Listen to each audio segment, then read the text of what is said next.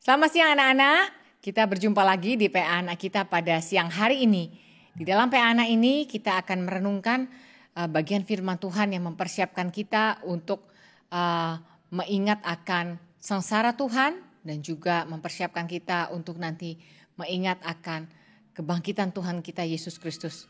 Di dalam minggu-minggu Paskah kita mendapat kesempatan untuk merenungkan betapa besarnya Tuhan mengasihi kita, betapa besarnya pengorbanan Tuhan Yesus Kristus, betapa besarnya kuasa penebusan yang Tuhan nyatakan di atas kayu salib. Mari kita mempersiapkan hati kita akan bersaat teduh sejenak dan kemudian kita akan masuk PA Anak kita pada siang hari ini.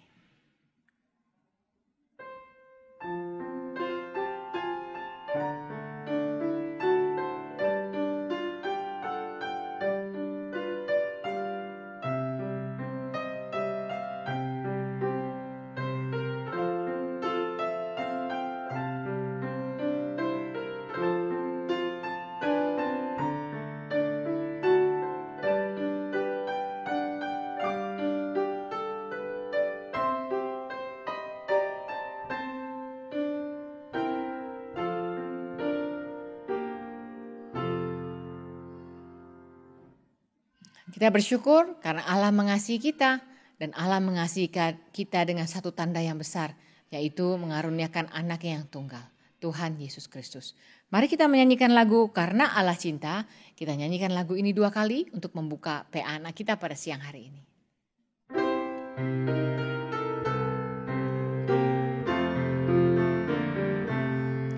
Karena Allah cinta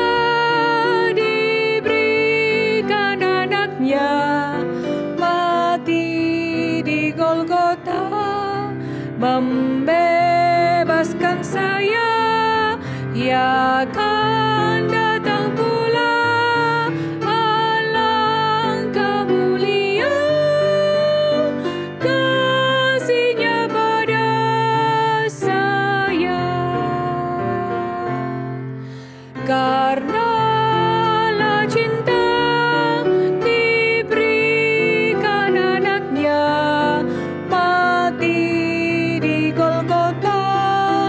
membebaskan saya, ya akan datang pula. Alangkah mulia kasih-Nya pada saya. Mari kita berdoa. Bapa dalam surga, kami sangat bersyukur karena ketika kami mengingat minggu-minggu sengsara Tuhan Yesus Kristus, kami tahu bahwa kasih Allah besar sekali kepada kami. Kepada kami anak-anak kecil yang adalah orang-orang berdosa. Kepada kami yang sudah bersalah kepada Tuhan. Tetapi Tuhan tidak membuang kami. Tuhan mau menebus kami. Tuhan mau memberikan kami kesempatan untuk bertobat. Dengan mengutus Tuhan Yesus Kristus datang ke dalam dunia. Tuhan, kasih-Mu begitu besar. Ajar kami dari kecil mengenal kasih Tuhan yang besar. Sehingga kami bertumbuh menjadi orang Kristen yang mengasihi Tuhan dengan kasih yang sungguh-sungguh. Terima kasih Tuhan, sertai PA Anak kami pada siang hari ini. Biarlah baik yang berbicara maupun yang mendengar. Kami sama-sama akan mendapat berkat dari Tuhan. Terima kasih Tuhan. Dalam nama Tuhan kami Yesus Kristus, kami berdoa dan kami mengucap syukur. Amin. Anak-anak sekalian, suatu peristiwa besar yang terjadi di dalam sejarah adalah peristiwa Tuhan Yesus Kristus datang ke dalam dunia. Dan Tuhan Yesus datang ke dalam dunia bukan untuk satu tujuan yang tidak ada gunanya atau sekedar iseng-iseng. Tuhan Yesus datang ke dalam dunia untuk menjalankan rencana Allah yang kekal. Untuk mengenapkan penebusan untuk engkau dan saya. Untuk membuat kita memiliki hidup yang baru. Tetapi di dalam menjalankan penebusan itu, Tuhan tidak semudah membalikkan telapak tangan.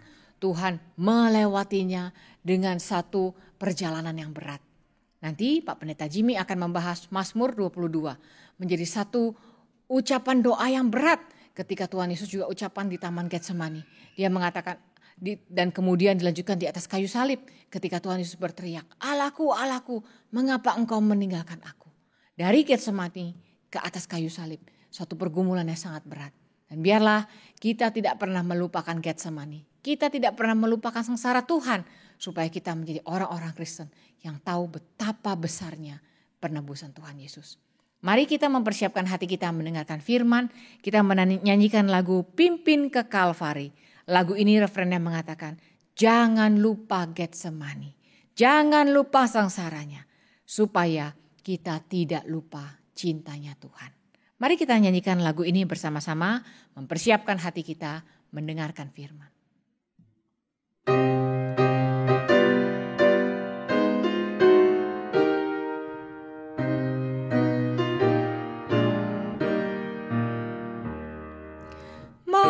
Mahkotailah Raja hidup, mulia bagimu.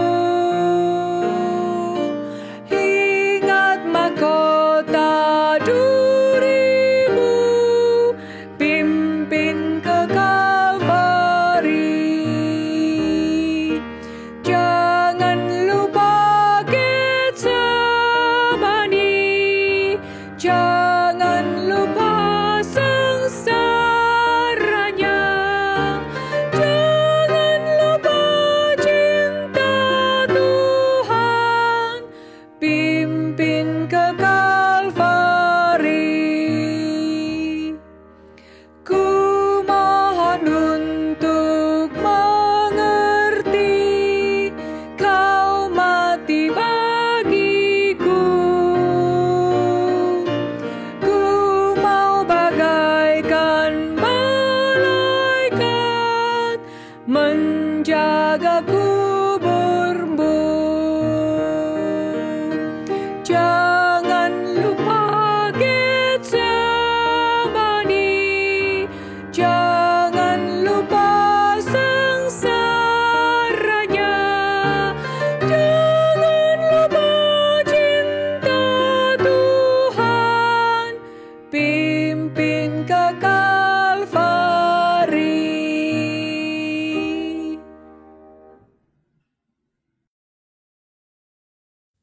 Anak-anak sekalian, mari kita melanjutkan PA anak kita. Mari kita membaca dari Mazmur 22. Kita akan membaca dari ayat yang kedua sampai ayat yang ke-27. Ayat yang cukup banyak kita akan baca bersama-sama. Mazmur 22 ayat yang kedua sampai ayat yang ke-27. Demikian firman Tuhan. Allahku, Allahku, mengapa engkau meninggalkan aku? Aku berseru tetapi engkau tetap jauh dan tidak menolong aku. Allahku, aku berseru-seru pada waktu siang, tetapi engkau tidak menjawab. Dan pada waktu malam, tetapi tidak juga aku tenang. Padahal engkaulah yang kudus, yang bersemayam di atas puji-pujian orang Israel. Kepadamu nenek moyang kami percaya. Mereka percaya dan engkau meluputkan mereka. Kepadamu mereka berseru-seru dan mereka terluput. Kepadamu mereka percaya dan mereka tidak mendapat malu. Tetapi aku ini ulat dan bukan orang, celah bagi manusia, dihina oleh orang banyak. Semua yang melihat aku mengolok-olok aku, mereka mencibirkan bibirnya, menggelengkan kepalanya. Ia menyerah kepada Tuhan, biarlah dia yang meluputkannya, biarlah dia yang melepaskannya. Bukankah dia berkenan kepadanya? Ya, engkau yang mengeluarkan aku dari kandungan, engkau yang membuat aku aman pada dada ibuku. Kepadamu aku diserahkan sejak aku lahir, sejak dalam kandungan ibuku. Engkaulah Allahku. Janganlah jauh daripadaku, sebab kesusahan telah dekat dan tidak ada yang menolong. Banyak lembu jantan mengerumuni aku, banteng-banteng dari Basan mengepung aku. Mereka mengangakkan mulutnya terhadap aku, seperti singa yang menerkam dan mengaum. Seperti air aku tercurah, dan segala tulangku terlepas dari sendinya. Hatiku menjadi seperti lilin, hancur luluh di dalam dadaku. Kekuatanku kering seperti beling, lidahku melekat pada langit-langit mulutku, dan dalam debu maut kau letakkan aku. Sebab anjing-anjing mengerumuni aku, gerombolan penjahat mengepung aku. Mereka menusuk tangan dan kakiku. Segala tulangku dapat kuhitung. Mereka menonton, mereka memandangi aku, mereka membagi-bagi pakaianku di antara mereka, dan mereka membuang undi atas jubahku. Tetapi engkau, Tuhan, janganlah jauh. Ya kekuatanku, segeralah menolong aku. Lepaskanlah aku dari pedang, dan nyawaku dari cengkeraman anjing. Selamatkanlah aku dari mulut singa, dan dari tanduk banteng. Engkau telah menjawab aku. Aku akan memasyurkan namamu kepada saudara-saudaraku dan memuji-muji engkau di tengah-tengah jemaah. Kamu yang takut akan Tuhan, pujilah dia. Hai segenap anak cucu Yakub, muliakanlah dia. Dan gentarlah terhadap dia, hai segenap anak cucu Israel. Sebab ia tidak memandang hina ataupun merasa jijik kesengsaraan orang yang tertindas. Dan ia tidak menyembunyikan wajahnya kepada orang itu. Dan ia mendengar ketika orang itu berteriak minta tolong kepadanya. Karena engkau, aku memuji-muji dalam jemaah yang besar. Nasarku akan kubayar di depan mereka yang takut akan dia. Orang yang rendah hati akan makan dan kenyang. Orang yang mencari Tuhan akan memuji-muji dia. Biarlah hatimu hidup untuk selamanya. Mari anak-anak kita berdoa. Bapa di surga, berkatilah kami sehingga kami mengenal penderitaan Kristus yang membuat kami mendapatkan hidup. Biarlah kami mengenal sengsara dia sehingga kami mendapatkan sukacita karena kami dicintai dan dihidupkan oleh Allah.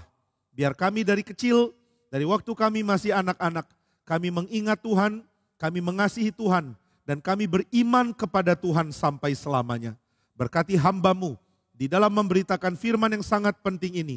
Tuhan tolonglah dia, sehingga tidak ada satu kata yang bukan dari Roh Kudus.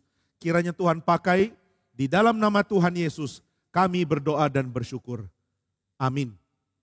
Mazmur 22 adalah mazmur yang sangat-sangat detail, begitu jelas menjelaskan tentang penderitaan Kristus. Adakah bagian lain dari kitab suci yang seteliti bagian ini? Ini ditulis oleh Daud, berarti Daud mendapatkan satu pengertian dari Tuhan.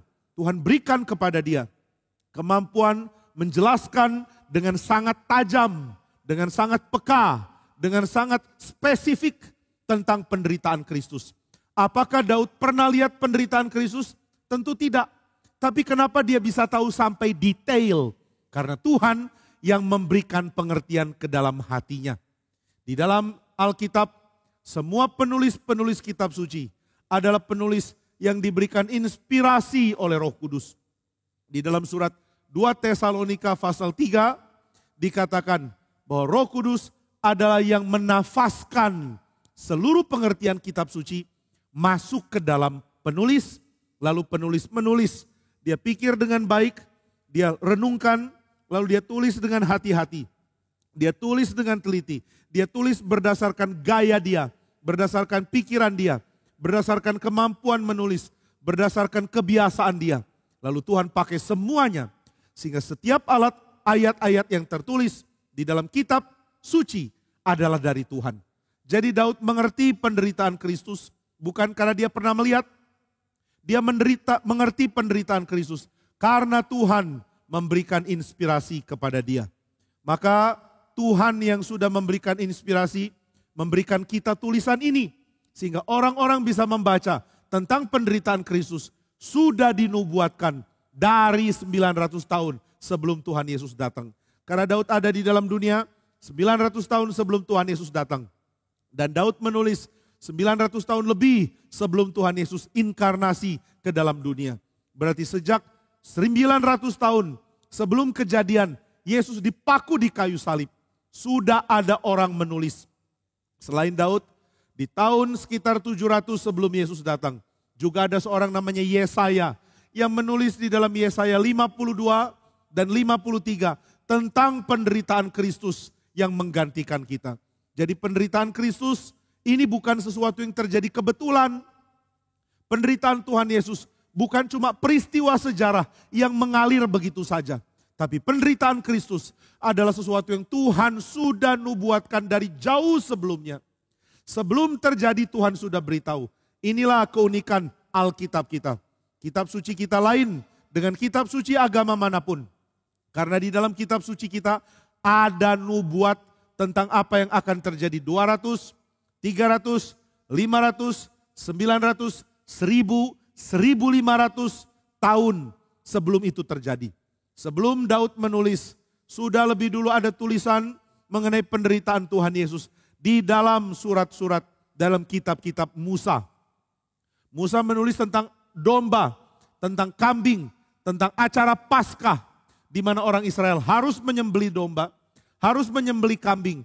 Kemudian domba dan kambing itu menjadi syarat mereka dapat beribadah kepada Tuhan.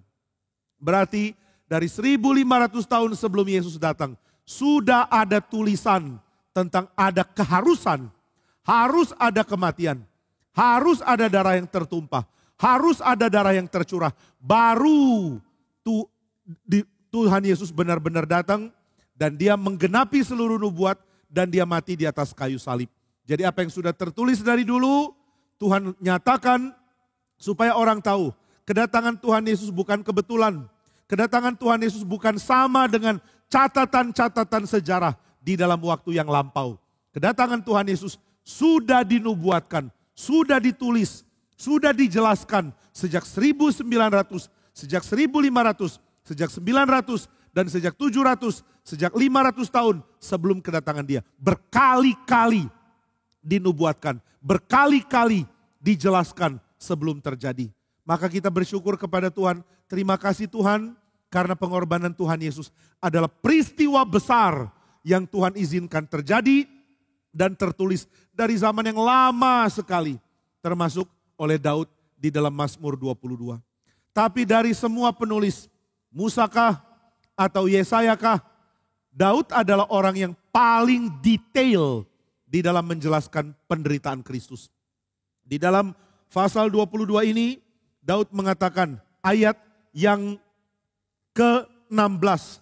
Kekuatanku kering seperti beling, lidahku melekat pada langit-langit mulutku, dan dalam debu maut kau letakkan aku. Ini menubuatkan tentang Tuhan Yesus yang digantung di atas kayu salib. Dan Tuhan Yesus berseru, aku haus. Kenapa Yesus berseru dia haus? Karena dia sudah sangat lemah. Karena dia begitu kurang cairan di dalam tubuhnya. Maka dia berseru, aku haus. Ini menggenapkan apa yang dikatakan Mazmur 22 ayat 16.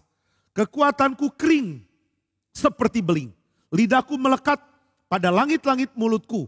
Nah ini menubuatkan Yesus yang menderita di atas kayu salib. Lalu lihat di dalam ayat yang ke-17. Sebab anjing-anjing mengerumuni aku, gerombolan penjahat mengepung aku. Mereka menusuk tangan dan kakiku. Menusuk tangan dan menusuk kaki. Ini nubuat tentang penyaliban. Jelas, clear, begitu detail. Sehingga orang tidak mungkin salah mengerti. Mengapa Tuhan Yesus harus menderita? Di dalam Mazmur 22 dikatakan bahwa Tuhan Yesus menjadi celah. Dia menjadi orang rendah, menjadi orang hina yang dibiarkan mati. Seperti tidak ada yang tolong, seperti tidak ada yang peduli. Dia dicambuk, dia disiksa, dia dihina, dan akhirnya dia dimatikan di atas kayu salib. Kematian Tuhan Yesus adalah peristiwa yang sangat mengerikan. Tetapi peristiwa ini harus terjadi. Kenapa harus terjadi? Karena kamu dan saya perlu juru selamat. Kamu dan saya perlu Tuhan yang mengampuni, dan kamu dan saya perlu korban supaya pengampunan Tuhan sampai kepada kita. Mengapa Yesus rela dipako di atas kayu salib? Karena Tuhan Yesus mau memberikan nyawanya untuk menebus kita. Sekarang kita akan coba lihat bagaimana pengertian tentang korban Tuhan mulai ajarkan di dalam kitab suci. Pengertian paling pertama, ini sudah terjadi ribuan tahun sebelum Tuhan Yesus. Tidak ada yang tahu tanggalnya karena tanggal belum dicatat. Tidak ada yang tahu waktunya karena belum ada catatan yang detail. Tapi kitab suci sudah mencatat peristiwa ini. Peristiwa apakah? Peristiwa ketika Adam dan Hawa jatuh dalam dosa. Setelah mereka jatuh dalam dosa, mereka malu. Mereka ambil daun, mereka bikin pakaian, lalu mereka sembunyi. Setelah itu Tuhan mengatakan, buang, lepas pakaian yang kau buat dari daun. Aku akan memberikan kau pakaian dari kulit binatang.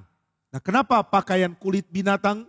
Karena sebelum kulit binatang itu diambil, ada binatang yang Tuhan bunuh lebih dulu. Ada binatang yang Tuhan matikan, yang Tuhan sembelih, lalu kulitnya Tuhan ambil untuk menutupi badan manusia. Jadi setelah manusia jatuh dalam dosa, Tuhan mengatakan, kamu tidak bisa memperbaiki dosamu dengan kebudayaan.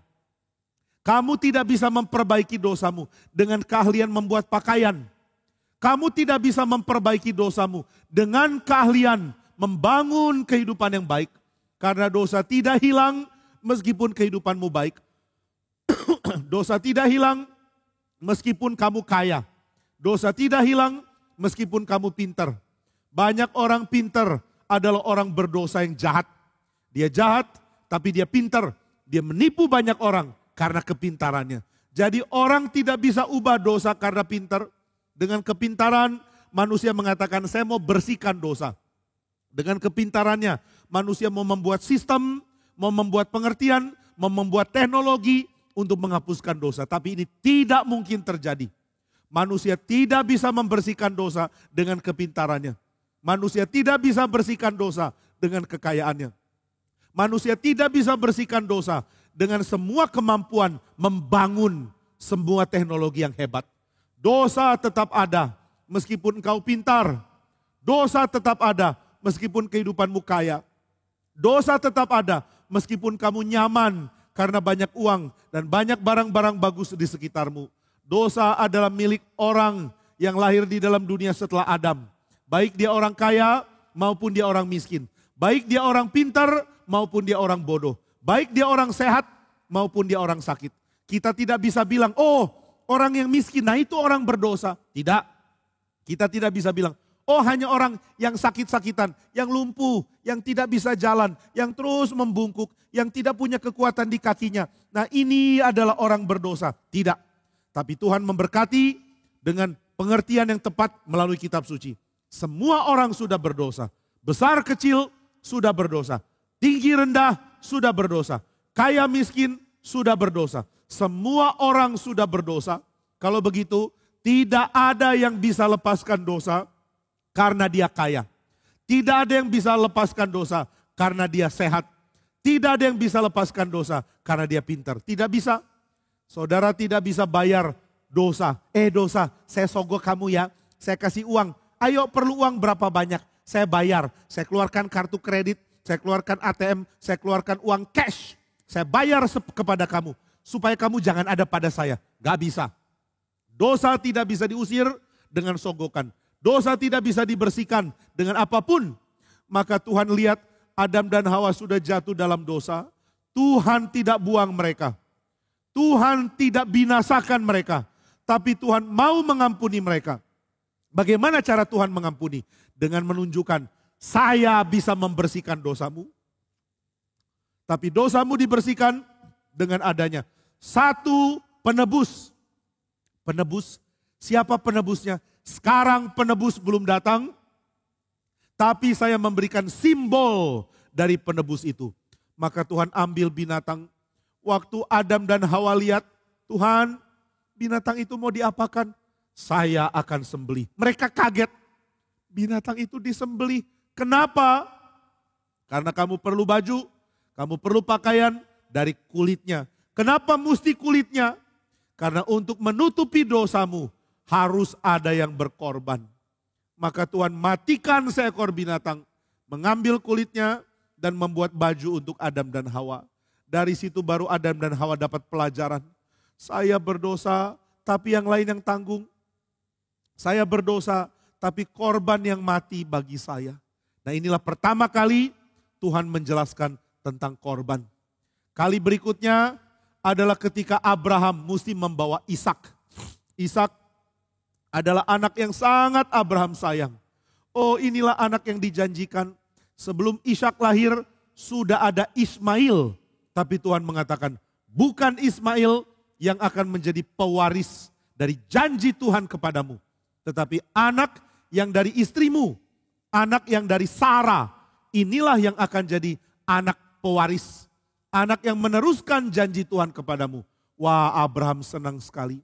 Maka begitu Ishak lahir, dia gendong, dia sudah umur 100 loh. Umur 100 punya anak kecil, punya anak bayi. Hebat ya, Tuhan yang berikan. Maka dia gendong, dia senang sekali. Waktu anak itu tambah besar dia sayang sekali. Waktu anak itu mulai belajar berjalan lucunya bukan main. Abraham senang. Waktu lihat anak itu belajar bicara Abraham senang. Makin anak itu bertumbuh, makin Abraham sayang. Makin Abraham senang kepada anak ini. Maka ketika anak itu terus bertumbuh, cinta kasih Abraham bertambah, makin sayang, makin cinta, makin senang. Tapi waktu dia sudah sangat sayang, Tuhan mengatakan, sekarang bawalah anakmu itu, anakmu yang sulung itu, anakmu yang tunggal. Oh Tuhan, anakku yang tunggal maksudmu Ishak? Ya, oke Tuhan, mau dibawa kemana? Bawalah ke tempat yang aku akan tunjukkan kepadamu. Baik Tuhan, lalu apa yang terjadi? Dan persembahkanlah dia. Abraham kaget. Persembahkan? Aku mesti persembahkan Ishak? Disembeli? Jadi korban bakaran? Ya. Oh baiklah, aku akan taat. Abraham tidak mau tidak taat kepada Tuhan. Karena Tuhan sudah perintahkan, dia mesti jalankan. Karena Tuhan sudah beritahu, dia tidak boleh membangkang. Dia mesti taat. Maka dengan hati sedih dia panggil Ishak. Ishak, ayo ikut papa. Mau kemana Pak? Kita akan pergi ke gunung. Kita akan mempersembahkan korban bagi Tuhan. Oke. Maka mereka berdua pergi dengan 2 orang pembantu yang bawa barang. Setelah dekat ke gunung, Abraham mengatakan, hei pembantuku silakan pulang. Semua kayu yang dipakai untuk korban, pikulkan ke Ishak anakku. Maka Ishak pikul kayu yang nanti akan dipakai untuk membakar korban. Wah dia pikul, berat. Tapi Ishak taat. Dia tidak melawan, dia pikul dengan rela. Abraham mengatakan, mari kita lanjutkan perjalanan. Mari Pak. Sambil jalan Ishak bingung, Pak, di punggungku sudah ada kayu bakar kan? Iya. Lalu kita sudah siapkan mezbah ya? Sudah. Mana korbannya? Papa lupa bawa korban. Biasanya kan kita bawa domba atau kita bawa kambing untuk jadi korban. Sekarang Papa lupa bawa korban. Wah Abraham sedih sekali. Sebab korbannya mana? Korbannya adalah Ishak. Tapi Abraham tidak mau bicara itu.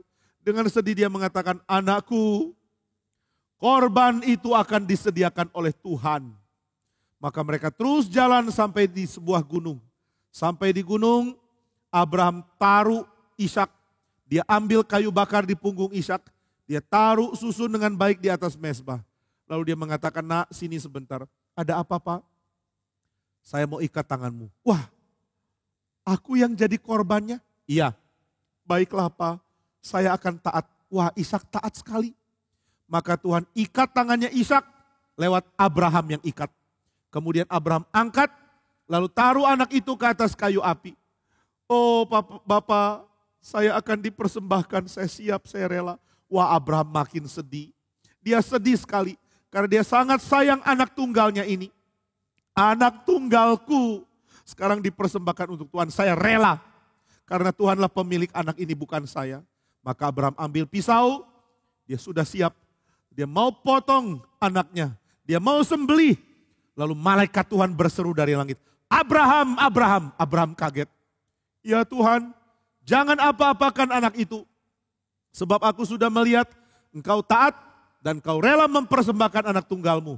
Maka sekarang jangan apa-apakan dia. Aku akan berjanji dan bersumpah bahwa engkau akan jadi orang yang sangat besar dan keturunanmu akan jadi berkat bagi semua bangsa karena engkau rela mempersembahkan anakmu. Tapi aku belum mempersembahkan, tidak perlu. Jangan matikan anak itu sebab anak ini akan terus hidup menjadi ahli waris dan yang menjadi pelanjut dari janji Tuhan kepada Abraham.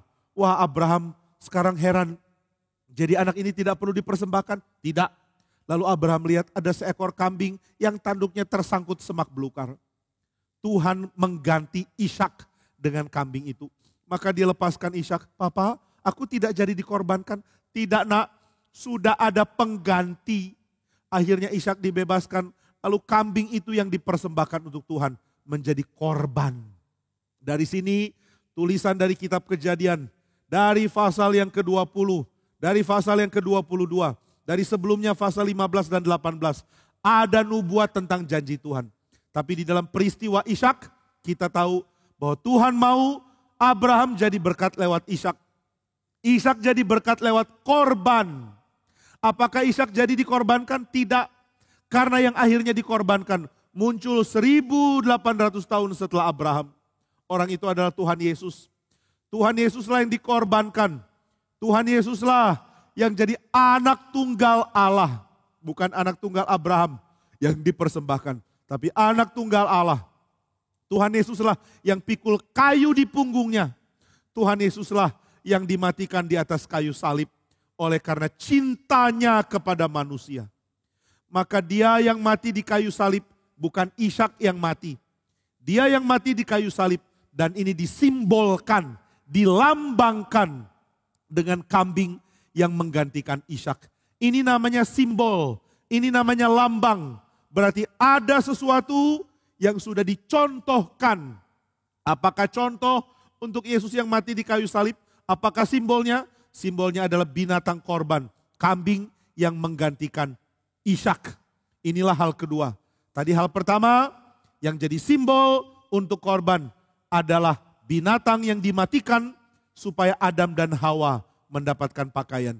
Contoh kedua adalah seekor kambing yang dimatikan menggantikan Ishak sang anak tunggal. Lalu mana lagi contohnya? Ada banyak, kita tidak mungkin bahas semua, tapi kita akan bahas beberapa. Contoh yang berikut, contoh yang ketiga adalah ketika orang Israel ada di Mesir. Tuhan memberikan tulah pertama, tulah kedua, tulah ketiga, tulah keempat, tulah kelima, terus sampai tulah ke-9. Tapi orang Mesir tetap keraskan hati. Kami tidak mau membebaskan Israel. Israel adalah budak kami. Kami mau mereka tetap bekerja untuk kami. Wah, kalau begitu mereka perlu tulah yang terakhir. Dan Tuhan mengatakan, saya akan menyiapkan tulah yang ke-10. Apa tulah yang ke-10? Anak sulung orang Mesir. Semua akan saya matikan. Wah, Tuhan akan kirim pembinasa. Tuhan akan kirim malaikat maut. Malaikat yang mematikan. Turun dari sorga. Lalu mulai kenakan tulah satu-satu kepada setiap rumah yang ada di Mesir. Wah, bagaimana dengan orang Israel? Orang Israel tinggal di tanah Goshen yang dekat, yang ada di daerah Mesir. Apakah orang Israel punya anak sulung juga akan mati? Tidak. Kenapa tidak? Karena Tuhan akan menyiapkan penebusan. Maka Tuhan mengatakan kepada Musa, Musa, beritahukanlah kepada orang Israel, kumpulkan mereka. Musa bilang, iya Tuhan. Maka Musa mulai beritakan, kumpulkan orang. Hei orang Israel, kumpul.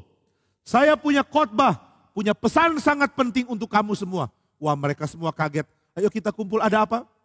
Saya menetapkan pada tanggal tertentu, kamu harus bersiap.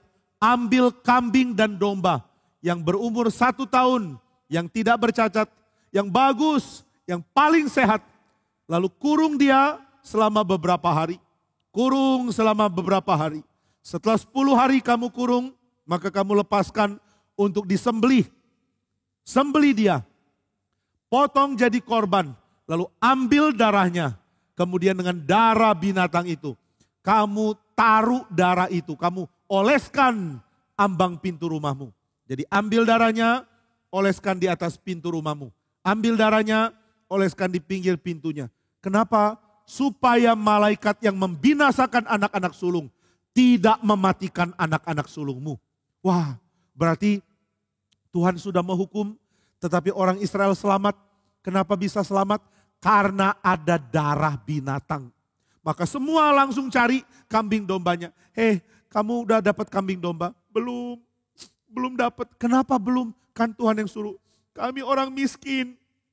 Kami gak punya kambing dan domba. Oh kalau gitu gimana? Mereka tanya Musa. Musa, kalau ada orang miskin tidak punya kambing, tidak punya domba bagaimana? Kalau tidak punya, ada orang yang tolong. 1 ekor kambing untuk beberapa keluarga. Ayo cepat laksanakan. Oke. Akhirnya orang yang lebih kaya yang tolong. Ya sudah, ada kambingku, kita join. Nanti darahnya kamu pakai juga. Baik. Akhirnya darah binatang itu, darah kambing, darah domba. Domba terbaik, domba yang tidak bercacat. Tidak boleh domba yang jelek. Gak boleh bilang, sayang domba yang baik nanti untuk bikin sate. Yang jelek yang saya potong. Gak boleh. Mesti yang terbaik. Maka mereka pilih yang paling bagus. Mereka simpan selama 10 hari. Setelah itu dikeluarkan lalu disembelih. Setelah disembelih, darahnya diambil, kemudian dioleskan di pintu. Lalu malam-malam mereka sembunyi di rumah masing-masing. Karena malam ini Tuhan akan menulahi Mesir. Malaikat akan jalan di tengah-tengah Mesir dan mematikan anak-anak sulung. Tapi di Israel mati? Tidak. Kenapa tidak? karena orang Israel taat, mereka mengoleskan darah di ambang pintu rumah. Waktu malaikat maut lewat, dia lihat ada pintu rumah yang di atasnya ada darah, dia lewati. Dia lihat lagi, ada pintu rumah ada darah di atasnya, dia lewat. Dia lihat lagi, ada rumah tidak ada darahnya, langsung dia masuk, matikan anak sulung di situ. Akhirnya satu-satu orang tua sadar, oh anakku mati. Lalu mereka nangis. Di mana-mana di seluruh Mesir terdengar tangisan. Anak sulungku sudah mati, anak sulungku mati. Termasuk di istana Firaun. Karena di istana Firaun pun anak sulung Firaun, putra mahkota, pengganti Firaun menjadi raja, juga mati. Maka Firaun juga nangis, anakku mati. Seluruh Mesir terdengar tangisan. Tapi di tanah Goshen tidak ada yang menangis. Karena tidak ada anak sulung yang mati. Nah ini juga lambang bahwa darah Tuhan Yesus akan memberikan kepada kita keselamatan. Kita tidak dimatikan karena Tuhan Yesus rela tanggung dosa. Rela menjadi darah yang tercurah itu. Nah inilah contoh yang ketiga. Kita sudah melihat contoh pertama, binatang yang disembelih supaya Adam dan Hawa dapat pakaian menutup dosa mereka. Contoh kedua, ada binatang yaitu kambing menggantikan Abraham punya anak yaitu Ishak. Contoh yang ketiga, binatang yang darahnya dipakai untuk ditaruh di ambang pintu rumah. Sehingga anak-anak sulung orang Israel tidak mati. Inilah 3 contoh. Contoh yang keempat adalah dari kitab suci yaitu kitab Imamat pasal yang ke-16. Di dalam Imamat pasal yang ke-16 Tuhan mengatakan, Musa perintahkanlah kepada imam besar dalam hari raya 1 tahun 1 kali. Ada hari raya penebusan, hari raya the day of the atonement. Hari raya penebusan ini sangat penting. Seluruh Israel harus kumpul dan kau harus sembelih seekor korban. Sembelilah korban itu, lalu ambil darahnya dan kamu masuklah ke tempat maha suci di kemah suci. Jadi di bait suci atau di kemah suci ada tempat maha suci. Tidak boleh orang sembarangan masuk ke sana. Karena begitu orang masuk dia pasti mati. Sekarang Musa perintahkan imam besar, sembelih binatang, ambil darahnya, bawa ke ruang maha suci. Kenapa? Supaya engkau bisa beribadah di ruang maha suci. Maka imam besar bawa darah binatang, masuk ke ruang maha suci. Lalu dia percikan itu ke tutup pendamaian, tabut perjanjian yang ada di ruang maha suci. Lalu dia percikan itu ke sebelah kiri dan kanan dari tabut perjanjian. Lalu dengan darah itu dia menyucikan seluruh bait dan dia menyucikan dirinya sendiri. Lalu di bait itu dia beribadah kepada Tuhan. Dia berdoa, Tuhan berkatilah orang Israel, ampunilah orang Israel. Kenapa doa imam besar didengar? Karena dia bawa darah binatang. Kalau dia tidak bawa darah binatang, masuk ke tempat suci, dia pasti mati. Sebelumnya ada anak-anak Harun yang masuk ke tempat suci lalu mati.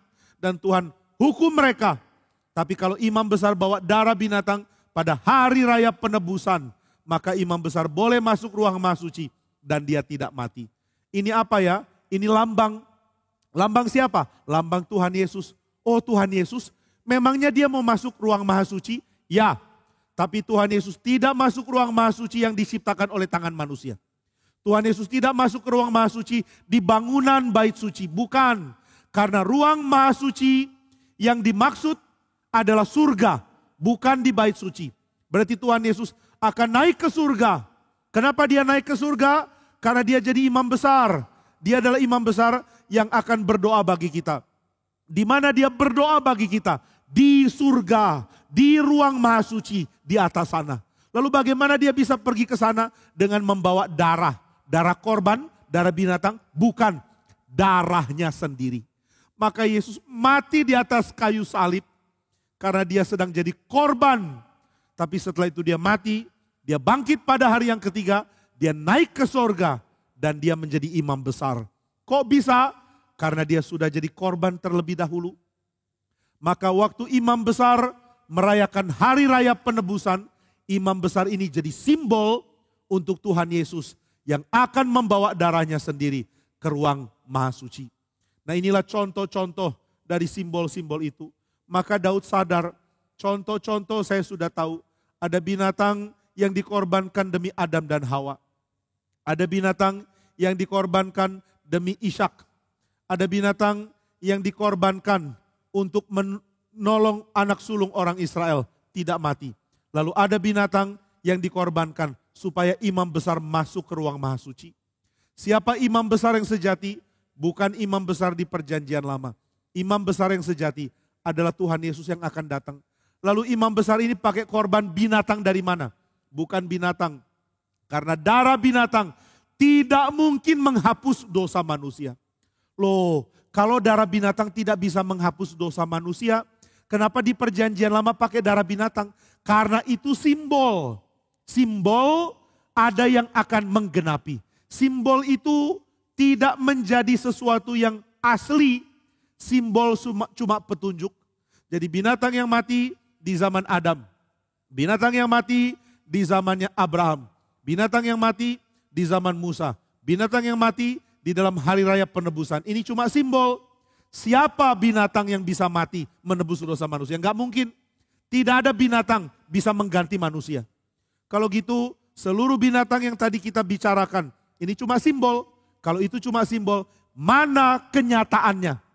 Mana penggenapannya? Ada simbol, ada penggenapan. Ini mirip dengan engkau lihat fotomu. Waktu engkau lihat fotomu, ini simbolnya kamu. Dirimu yang asli mana? Yang ini, yang ini. Foto cuma simbol. Orang asli itulah penggenapannya. Binatang yang mati cuma simbol. Yesus adalah penggenapannya. Maka Daud menyadari hal ini. Daud tahu yang jadi korban bukan binatang. Tapi nanti anakku, keturunanku yang akan jadi raja, yang akan jadi Mesias, dialah yang akan jadi korban. Maka Daud mempelajari bukan binatang pada zaman Adam, bukan binatang pada zaman Abraham, bukan binatang pada zaman Musa, bukan binatang pada hari raya penebusan. Bukan itu yang menyelamatkan manusia. Lalu siapa? Daud mendapatkan pengertian dari Tuhan. Yang akan menyelamatkan adalah raja, keturunan Daud yang nanti akan bertahta, sekaligus dia akan menjadi korban. Maka Daud mulai menulis puisi dan nyanyian tentang raja. Raja yang dilantik Allah di gunung yang maha tinggi. Raja yang akan menaklukkan seluruh bangsa-bangsa. Tapi di dalam Mazmur 22, dia menulis tentang raja yang menderita, yang sengsara, yang mau dibunuh, yang dimatikan, yang ditusuk tangan dan kakinya sampai mati di atas kayu salib. Daud mengerti ini, maka dia tahu yang jadi korban bukan binatang, tapi Tuhan Yesus. Dan Tuhan Yesus menjadi korban di mezbah yang namanya salib. Di salib itu imam besar kita sedang jadi korban supaya kita diselamatkan. Di salib itu darah yang suci tercurah supaya hatimu dan hatiku dibersihkan dari dosa. Di salib itu ada korban yang mati menggantikan kita. Sehingga kita bisa selamat. Dosa dihapus oleh darah Yesus. Saya tidak dibunuh. Saya tidak dimatikan oleh karena Yesus menggantikan saya. Saya tidak dibinasakan oleh karena Yesus yang dibinasakan demi saya. Saya tidak harus mencurahkan darah oleh karena Yesus yang mencurahkan darah bagi saya. Maka kita semua diselamatkan karena binatang korban menunjuk kepada Yesus yang akan menjadi juru selamat. Dan Daud mengerti ini. Maka ketika Yesus berseru, Tuhan Allahku, mengapa engkau meninggalkan aku? Ini merupakan seruan yang Daud sudah tahu akan terjadi. Daud tahu suatu saat nanti penebus yang sejati akan ditinggalkan Tuhan. Dia akan dibantai, dia akan dimatikan, dia akan ditinggalkan oleh Tuhan. Karena dia sedang menjadi penebus kita yang mati menggantikan kita. Maka anak-anak sekalian, kita sekarang mengerti kematian Tuhan Yesus sudah diceritakan dari dulu, sudah dinubuatkan. Dan Daud mengerti dengan jelas siapa sebenarnya korban. Bukan binatang, tapi Tuhan Yesus. Itu sebabnya kita merayakan Jumat Agung dengan hati yang sedih. Mengatakan, oh Tuhan, saya bersyukur karena Engkau rela mati bagi saya. Dan biarlah peringatan akan pengorbanan Tuhan Yesus membuat semua anak-anak makin mencintai Tuhan Yesus. Makin mengasihi Dia, makin menyayangi Dia, makin mau hidup bagi Dia. makin mau tinggalkan dosa, karena dia berkorban bagi engkau. Kiranya Tuhan memberkati anak-anak sekalian, mari kita berdoa. Bapa di surga, kami mohon Tuhan berkati kami dengan hati yang makin mencintai Tuhan Yesus. Karena semua pengorbanannya memberikan keselamatan bagi kami. Terima kasih untuk anugerah besar yang Tuhan sudah berikan. Terima kasih untuk berkat yang tidak kurang, yang terus berlimpah melalui Tuhan Yesus, yang menjadikan kami ditebus, dikuduskan, dan menjadi anak-anak Allah. Terima kasih ya Tuhan, sebab di dalam iman kami percaya kami diselamatkan oleh karena darah Yesus. Di dalam nama Tuhan Yesus, kami berdoa dan bersyukur. Amin. Anak-anak sekalian, Sabtu depan kita akan lanjutkan dengan pembahasan mengenai bagaimana kebangkitan Kristus memberikan kemenangan. Kita akan bahas lebih detail dari ayat yang ke-20 sampai ayat 27 dari Mazmur 22 ini. Tuhan memberkati anak-anak sekalian, sampai bertemu kembali. Anak-anak, kalau kita melihat pergumulan di dalam Mazmur 22 adalah satu pergumulan yang sangat berat. Dan Tuhan Yesus sudah menanggungnya di atas kayu salib. Oleh karena itu, biarlah kita belajar mencintai Tuhan. Ketika kita melihat pengorbanan yang besar, apa respon engkau dan saya? Apakah kita mau berdoa kepada Tuhan? Tuhan, aku mau belajar mencintai Tuhan hari demi hari. Karena apa? Karena kita tahu cinta Tuhan besar sekali. Tetapi cinta kita kepada Tuhan sangat kecil. Dan inilah yang kita terus gumulkan tiap hari. Supaya makin hari kita makin belajar mencintai Tuhan.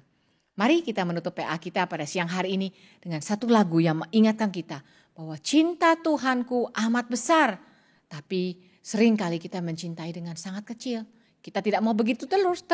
Kita mau belajar mencintai Tuhan. Mari kita menyanyikan lagu ini bersama-sama kedua baitnya.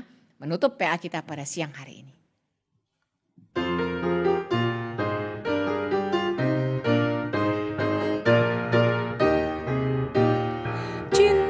Tuhan kepadaku sungguh tak terbatas, betapa lebar dan panjang, tinggi dan dalam.